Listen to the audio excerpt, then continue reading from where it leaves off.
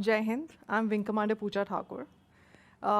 Let's start with my journey in the Air Force Academy, and it was in 2001, on 10th of July 2001, that I entered the Air Force Academy. The Air Force Academy, which is at Dundigal. It's a place near Hyderabad. And when I entered the academy, I was an army brat, so I've spent 20 years, you can say, along with the uniform, been growing up with the people in uniform. So I thought I had a complete edge over my other counterparts, and I would fare up pretty well in the academy. But I guess ground reality is something really different, So while I would have seen my father prepare the uniform every day immaculately, I think I only knew how to wear the uniform. But I didn't even know how to prepare that uniform. Do you know the kind of effort that goes into preparing a uniform, from wearing a single badge, on how high from the pocket it has to be, how much has to be on the left, how much is on the right? And leave alone preparing, I think I never was prepared to wash 5 uniforms like that every day at 3 a.m. in the morning. And I still wonder that how I used to be able to take out those bad mud stains from those uniforms at 3 a.m. with that washing scrubber, without making a sound. I still wonder how I did that, because you can't afford to make a sound. So beside these small little things and everything, you have your academics, you have your PT parade, and there is no time for anything, and there is a standing instruction of running. You can't just walk. There has to be a run. You have to be always on your toes. And I think it took a toll on me. And when I say it took a toll on me, I wouldn't say that I spent a lot of time in that. I was ready to go back on the 3rd day. Entering the academy, something I dreamt of, and the 3rd day, I was ready to go back, thinking, no, this is not what I wanted. Can I do this? And I still remember that, like a taunt from my senior, who got a whiff of it, and he said, oh, ready to give up your dream? And then I suddenly realized, what? Ready to give up my dream? How much have I tried? 2 days? 1 year of academy and a life. I'm ready to give up in 2 days? Have I tried enough? Have I pushed myself? Have I really, really got into it? And I'm ready to give up. So I think, life always throws you challenges you're not going to be prepared for. You might think you might be prepared for. There might be so many, you might have perceptions about your capability. You might have perceptions about a certain job, about certain work, or about a certain field. But you never really prepared for it.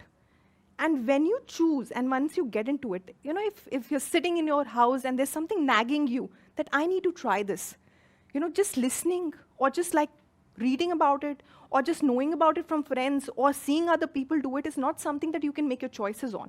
You need to really get into that, and you need to put in your best before you can take an informed decision on whether how this is made for you. Not you are made for this, but whether this is actually your dream. So life is all about informed choices, which you have to take.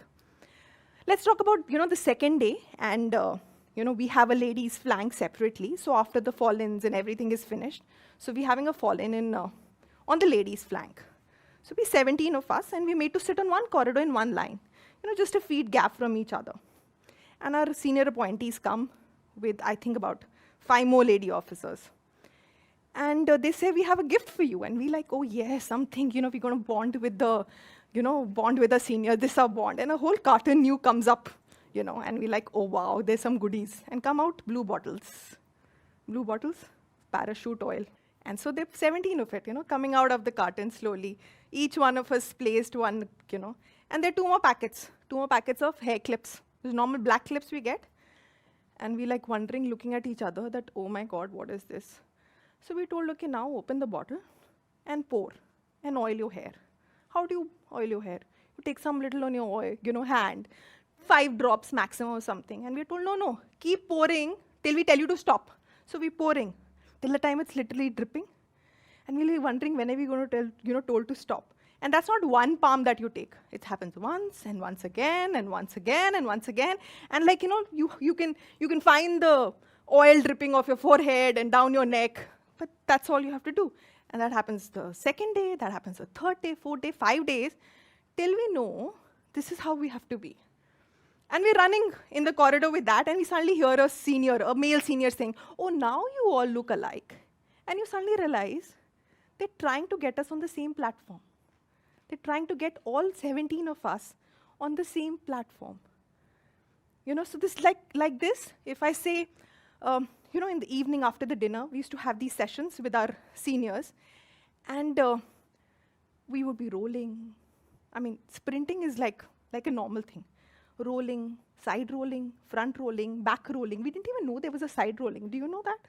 So, you know, and we learned how to back roll without stopping. So, you know, you back roll like, you know, in a smooth fashion. And we're taught to do that. And haunching and squatting and legs up. And then in the middle of all this, we're all crying, some of them and everything. We've all broken down, but you can't stop. And in the middle, most of the time, so many times I still remember, we're told to get up. So we're in the cycle stand and go to the gate and touch the gate and come. And what are we told? Go hang your ego on the gate and come. Run, get up, hang your ego on the gate and come. They're trying to, you know, break us down to, you know, all our pre-notions in life, or what we thought we were, what we thought, you know, we were in outside life. Leave that aside. Drop that. Now you have chosen a career and a life. Get into that. First, get equal. Be a team first.